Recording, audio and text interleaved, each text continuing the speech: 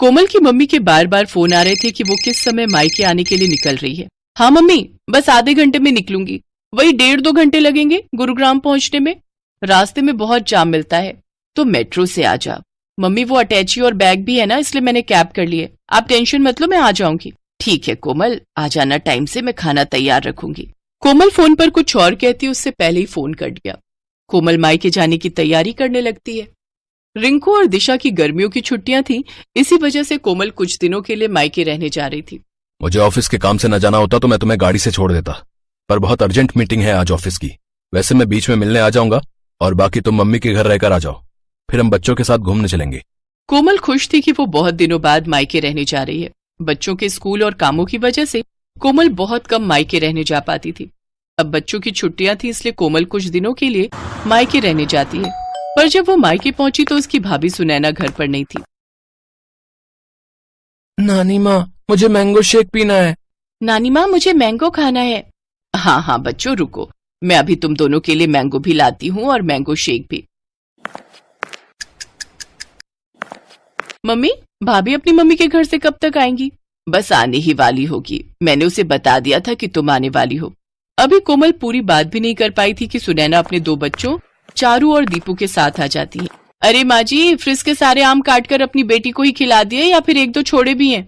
कैसी हो कोमल? नमस्ते भाभी, मैं ठीक हूँ। वो बच्चे मैंगो की जिद।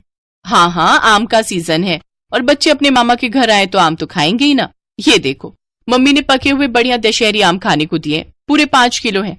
अब देख लो, पिछली गली में मेरा घर है, फिर भी मम्मी पापा मुझे सामान देते ही रहते हैं।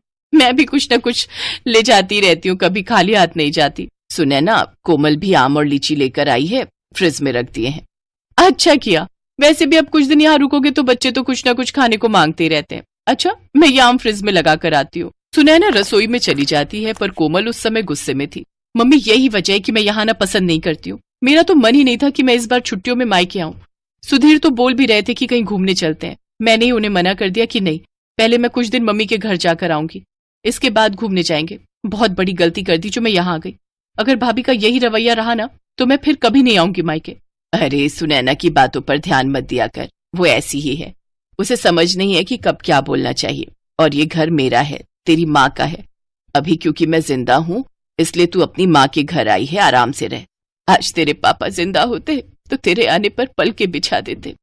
कोमल देखती है उसकी माँ की आंखों में आंसू आ जाते हैं, इसलिए कोमल उस समय चुप हो जाती है और बात को बदल देती। मम्मी, भैया को ना फोन मिला दो, उन्हें कहना मेरे लिए बंगाली रसगुल्ले लेते हुए आएंगे, बहुत मन हो रहा है। तभी कोमल का भाई आ जाता है। अरे मुझे पता है तू आने वाली है, इसीलिए मैं रास्ते में हलवाई से बंगाली रसगुल्ले लेता हुआ आया हूँ। ये ले, तेरी पसंद के बंगाली रसगुल्ले, वो भी छोटे वाले। नमस्ते भैया, कैसे हो? थैंक यू, आपको याद था कि मैं आने वाली हूँ। हाँ, मम्मी ने सुबह बता दिया था कि तुम आने वाली हो। और जीजू कैसे हैं, सब बढ़िया? जी भैया, सब ठीक है। देसी घी लाए हो? मैंने बोला था देसी घी खत्म हो गया, लेते हुए आना। अरे मैं भूल ही गया, सॉरी। काम की चीज तो तुम भूल ही जाओगे जो मैंने बोली है। बहन के लिए रसगुल्ले लाना नहीं भूले, और देसी घी भी मैं अपने लिए नहीं बोल रही हूँ। रिंकू और दिशा देसी घी के पराठे खाते हैं। कोई बात नहीं भाभी, पराठे की इतनी जरूरत नहीं है, बच्चे सादी रोटी भी खा लेते हैं, और दाल चावल बने हैं ना तो उसके साथ रोटी की जरूरत नहीं। नहीं नहीं, मुझे सारी जिंदगी ये थोड़ी सुनना है कि बहन मायके रहने आई और उसे और उसके बच्चों को देसी घी खाने को नहीं मिला। जाओ रवि, आप लेकर आओ। हाँ, जा रहा हूँ। ये बात तुम सीधे मुंह से भी तो बोल सकती थी, इतना घुमा फिरा कर क्यों बोली? उस समय रवि देसी घी लेने के लिए चला जाता है। सुनैना आगे पीछे तो ठीक रहती थी, पर जैसे ही कोमल कभी रहने के लिए आ जाए तो वो ऐसे ही व्यवहार करती थी। इसी वजह से कोमल मायके आना पसंद नहीं करती थी। वो तो सिर्फ अपनी माँ और भाई की वजह से ही मायके आ रही थी। माँ, इतना याद रखो, मैं बस आपके और भैया के मुंह को यहाँ आती हूँ, वरना भाभी से मुझे कोई उम्मीद नहीं। कोमल का मन ही नहीं लग रहा था, क्योंकि उसकी भाभी सुनैना बहुत ही अटपटा व्यवहार करती थी। एक दिन सब लोग घूमने के लिए मॉल गए। पापा, हमें गेम खेलने हैं। हाँ पापा, चलो ना गेम खेलते हैं। अभी नहीं बच्चों, थोड़ी देर में चलते हैं, पहले थोड़ा मॉल में घूम तो लो। ये मॉल कितना बदल गया है, पहले तो छोटा सा था, लगता है बड़ा किया है। हाँ, अभी तो और बड़ा बनेगा। मामा जी कॉर्न्स खाने हैं। और मुझे आइसक्रीम। अभी खिलाता हूँ, चलो सुनैना, आओ आइसक्रीम खा लेते हैं। रवि सबको आइसक्रीम लेकर देता है। रिंकू भी अपनी पसंद के कॉर्न्स और आइसक्रीम ले लेता है। सब लोग आइसक्रीम खाते हैं। चलो बच्चों, अब हम गेम पार्लर चलते हैं, हम सब वहाँ पर गेम खेलेंगे। रवि जैसे ही सबको गेम पार्लर ले जाने लगता है तो वो देखता है कि आज गेम पार्लर बंद है। भैया गेम पार्लर बंद है। जी गेम पार्लर बंद है, काम चल रहा है। चलो बच्चों, अब तो गेम पार्लर बंद है, थोड़ा और घूम लेते हैं फिर घर चलेंगे। रवि सबको घर ले आता है, पर घर आकर सुनैना गुस्से में अपने कमरे में चली जाती है और रवि से बुरी तरह लड़ने लगती है। सुनैना, तुम फिजूल की लड़ाई कर रही हो। मैं लड़ाई कर रही हूँ? ये लड़ाई तुम्हारी बहन और उसके बच्चों की वजह से हुई है। तुम्हें जब चारू और दीपू ने बोला कि पापा गेम पार्लर चलो तो तुमने उनकी बात पर ध्यान नहीं दिया, और जैसे ही तुम्हारी बहन के बच्चों ने तुमसे आइसक्रीम और कॉर्न्स की फरमाइश की तुमने फौरन खरीद कर दे दिए। तुम्हारी बहन तो चाहती यही है कि हम दोनों की लड़ाई हो। वो आती है और हमारे घर में कलेश छिड़ जाता है। चुप हो जाओ सुनैना, कोमल सारी बातें सुन रही होगी, उस पर क्या बीतेगी तुमने सोचा भी है? कोमल इस घर की बेटी है, मेरी बहन है।